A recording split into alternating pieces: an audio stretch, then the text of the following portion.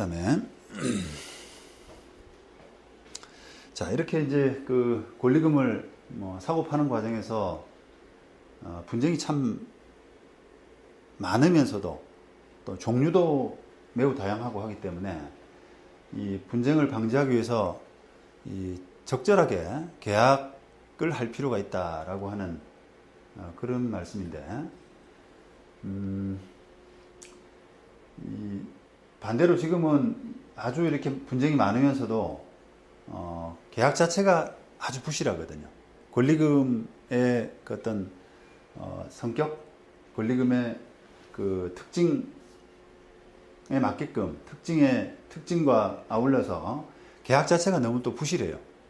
뭐라고 이렇게 딱 잡히는 뭔가 없기 때문에 그냥 두루뭉술하게 얼마 이렇게 부실하게 체결되는 것이 현실입니다. 그래서 분쟁이 좀 많이 발생하고 있는데요. 가급적이면은 이렇게 분쟁 발생 가능성 이런 부분을 좀 예상을 하고 최대한 좀 자세하고 촘촘하게 이렇게 계약을 해야 될 필요가 있습니다.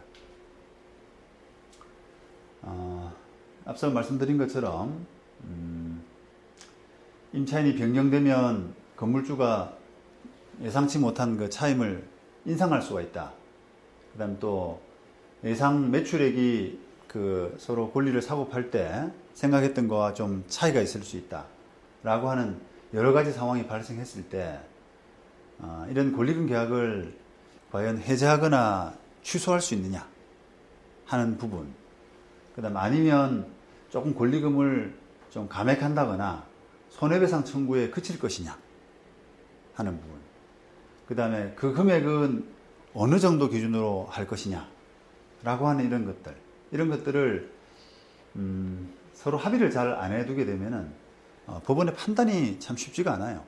아까처럼 주된 채무, 부수적 채무, 중요한 부분의 위반 이런 부분들을 법원이 추상적인 잣대를 이제 동원해가지고 구체적인 사례를 해야 되는데 애매할 수밖에 없기 때문에 어떻게 당사자들이 그 심정적으로 느끼는 그런 부분하고 법원의 판단이 달라질 수가 있다는 겁니다.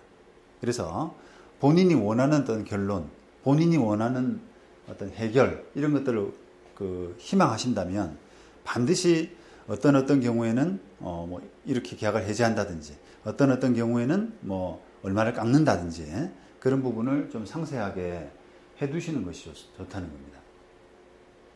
자, 예를 들어서 갑이라는 사람이 이렇게 베이커리 영업을 권리금 2억으로 해서 을에게 넘겼습니다.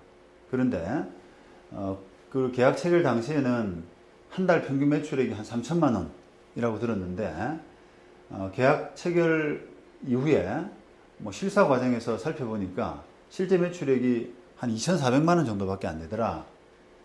이렇게 해서 한 20% 정도의 매출 차이가 생겼던 거죠. 자, 그러면 이런 이제 그 3천만 원을 예상하고 계약 체결을 했는데, 이제 중간에 실사 과정에서 20%가 차이 난다고 할 때 이 계약을 없었던 상태로 돌릴 수 있는 건지, 다시 말하면 해제나 취소할 수 있는 건지, 아니면 얼마나 깎을 수 있는 건지, 이런 부분들이 참 결론 내리기가 쉽지가 않다는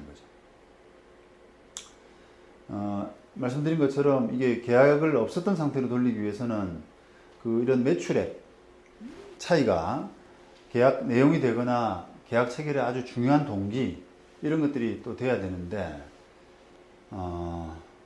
20% 금액 차이를 이유로 해가지고 그게 가능한 것인지 취소가 가능한 것인지 해제가 가능한 것인지 이런 부분들이 조금 의문이 있는 거고요. 그 다음에 감액하는 기준도 이게 과연 매출액 20% 차이가 나면 권리금액을 20% 깎는 것이 그대로 기계적으로 비율적으로 깎으면 되는 것인지 아니면 아닌지 더 돼야 되는지 덜 돼야 되는지 이런 부분들이 여러 가지 부분에서 이제 논란이 될 수밖에 없다는 겁니다. 그래서 나중에 이런 이제 분쟁 가능성을 좀 생각한다 그러면 2억 원이라는 권리금 안에 과연 이게 뭐가 포함되어 있느냐라고 하는 부분을 좀 자세하게 예를 들면 기존 시설비로 3천만 원, 뭐 집기로 3천만 원, 나머지 순수한 권리금 뭐 1억 4천만 원, 뭐 이런 식으로 해두게 되면은 나중에 그나마 이런 그 매출액 차이 이런 분쟁이 발생했을 때 조금은 더 해결하는데, 합리적인 해결을 하는데 도움이 된다는 겁니다. 서울 서부지방법원 2007년 판결인데요. 이것도 이제 그 구체적인 권리금 산정 기준이 얼마나 중요한지라고 하는 부분을 좀 잘 알 수 있는 이런 사례인데, 권리를 양도한 사람이 음식점을 새로이 기업해서 양수인에게 그 음식점 영업권을 양도를 함에 있어서 비록 음식점의 시설 비용 등 개업을 위해서 실제 소요되는 비용과, 그러니까 시설 비용 같은 개업 소요 비용과 실제 이제 약정한 양도 대금 사이에 좀 차이가 많았었습니다. 그러니까 예를 들어서 이제 그런 거죠. 야, 이거 시설하는데 얼마 들어? 한 5천만 원 들어. 그러니까 그런 거 감안해서 나한테 얼마 줘. 이렇게 했는데 그 시설한 대금이 별로 안 됐던 거예요. 차이가 났던 거예요. 그러면 이제 이걸 과연 사기당했다, 형사상 사기죄로 처벌할 수 있느냐라고 하는 그런 이제 판단인 겁니다.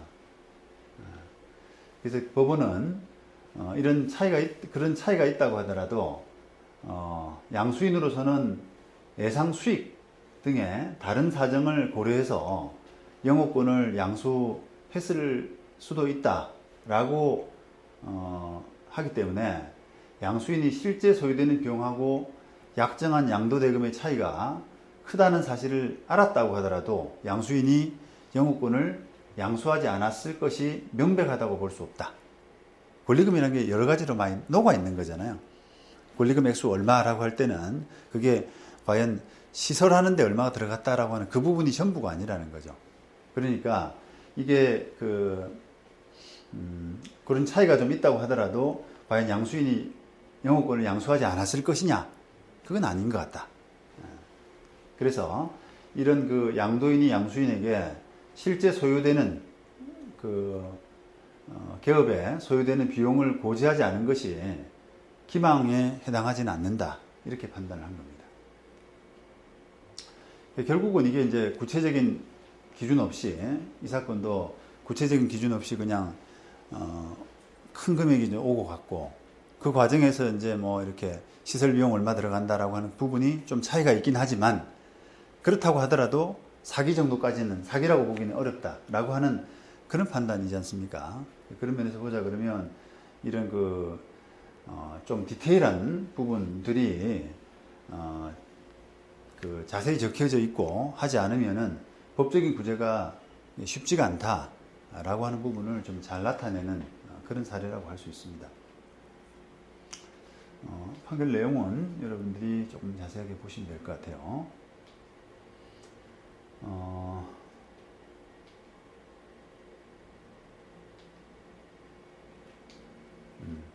여기 아마 금액이 2억 중에서 이렇게 했네요. 뭐 고소인에게 어떤 백화점에, 푸드코트입니다. 백화점에 몽고 음식점을 개점하려면 비용으로 2억이 들어가니까 2억 원을 달라. 이렇게 뭐 이제 정도로 얘기를 했던 모양이에요. 근데 실제로는 이제 그 정도까지는 돈이 안 들어가는데, 알아보니까 돈이 안 들어가는데 사기당했다라고 이제 한 건데, 이게 2억 주기로 약속을 했는데, 이제 그 중에서 이제 1억 4천만 원 지급하고 나서 나중에 좀 속았다라고 생각이 드니까 나머지 6천만 원은 안 주고 형사고소를 한 그런 케이스 같습니다.